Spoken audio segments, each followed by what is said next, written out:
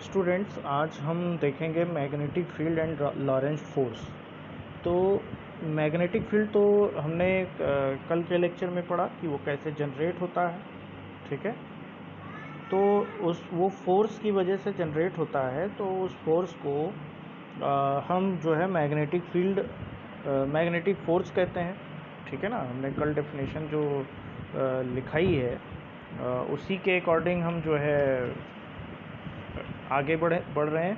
ठीक है, so magnetic field हमने क्या लिखाया था कि magnetic field is established by moving electric charge and in turn the field can exert a force on the other moving electric charge is called magnetic field, right? तो यहाँ पर जो force है मैग्नेटिक फोर्स, अब charge flow हो रहा है तो कहीं ना कहीं इसमें इलेक्ट्रिक फोर्स भी होगा।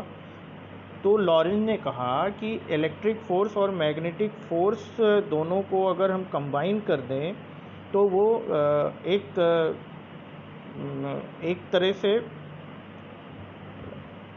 जो है कंबाइन फोर्स एक्ट करता है किसी भी कंडक्टर पे, और उसको लॉरेंज के हिसाब से लॉरेंज फोर्स का नाम दिया गया। ठीक है, सो अगर मैं बात करूं एफ इलेक्ट्रिक की, तो एफ इलेक्ट्रिक मतलब F is equal to Q into capital ई।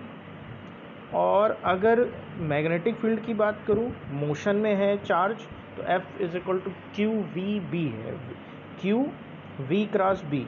ठीक है, अब दोनों को जब हम ऐड करेंगे तो ये फार्मूला बन के आएगा, जो कि है इक्वेशन नंबर 4.3।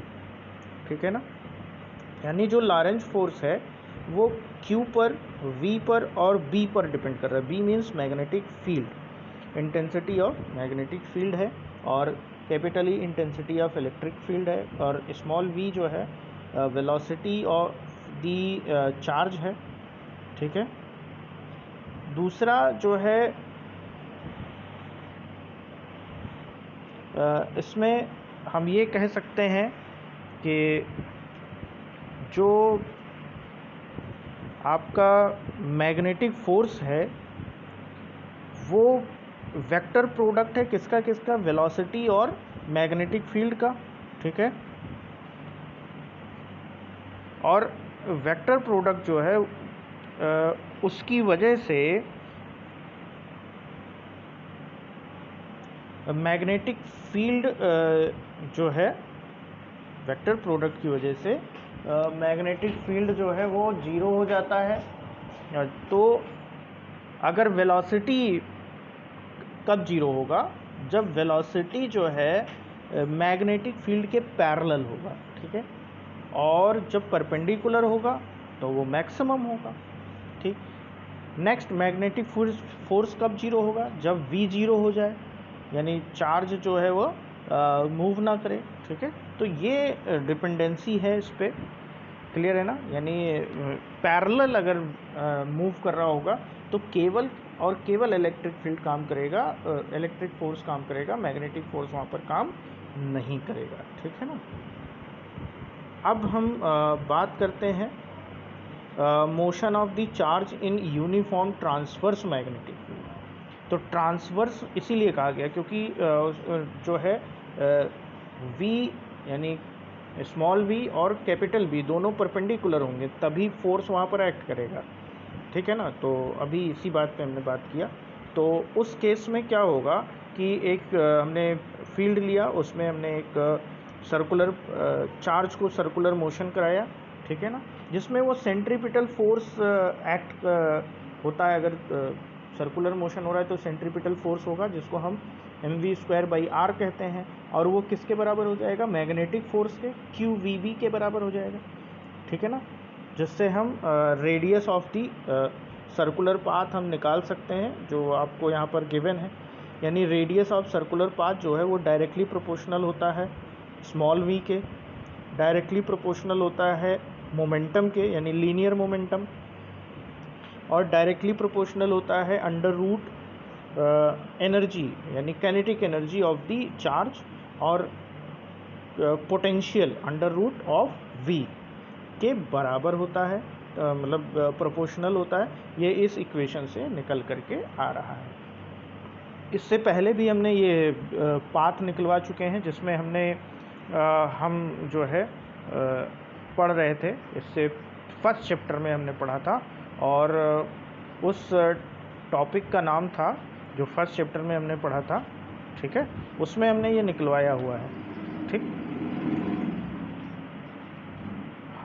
जो है इसमें सर्कुलर पाथ का जो रेडियस है वो हमने निकलवाया था इसमें। जो है आप सभी लोग जानते हैं, ठीक है। उसके बाद यहाँ पर भी आप उस चीज़ को निकाल रहे हैं, तो दोनों के केस में सेम थिंग तो हम नहीं कह सकते हैं, क्योंकि वहाँ पर इलेक्ट्रिक फोर्स था, यहाँ पर मैग्नेटिक फोर्स है, तो दोनों ही अलग अलग हैं। इस वजह से थोड़ा जो है आप इसको अलग अलग कह सकते हैं, ठीक है। उसके बाद अब एरिया की बात हो रही है कि जो एरिया है यूनिफॉर्म ट्रांसफर मैग्नेटिक फील्ड में जो चार्ज एरिया कवर करेगा वो कितना करेगा, तो वो जो है वो डायरेक्टली प्रोपोर्शनल होगा आर स्क्वायर के जो एरिया है। उसके बाद आर स्क्वायर के अगर प्रोपोर्शनल है तो वेलोसिटी के स्क्वायर के भी प्रोपोर्शनल होगा। अगर वेलोसिटी के प्रोपोर्शनल है यानी p is equal to M into V, यानी p स्क्वायर के भी प्रोपोर्शनल होगा। काइनेटिक एनर्जी यानी अंडर रूट हट जाएगा वहाँ पर, तो केवल काइनेटिक एनर्जी के प्रोपोर्शनल होगा और पोटेंशियल के, ठीक है ना। टाइम पीरियड कितना होगा हम सभी लोग जानते हैं, t is equal to 2πr/v, ठीक है। सो v की वैल्यू हम यहाँ पर रख देंगे तो 2πm/qv आ जाएगा, ठीक है। इस तरह से फ्रिक्वेंसी भी निकालेंगे और काइनेटिक एनर्जी भी हम यहाँ पर फाइंड आउट कर सकते हैं, ठीक है। तो आज के वीडियो में इतना ही। ये आप नोट डाउन करेंगे और जो भी डाउट है उसको आप पूछेंगे, ठीक है। Thank you.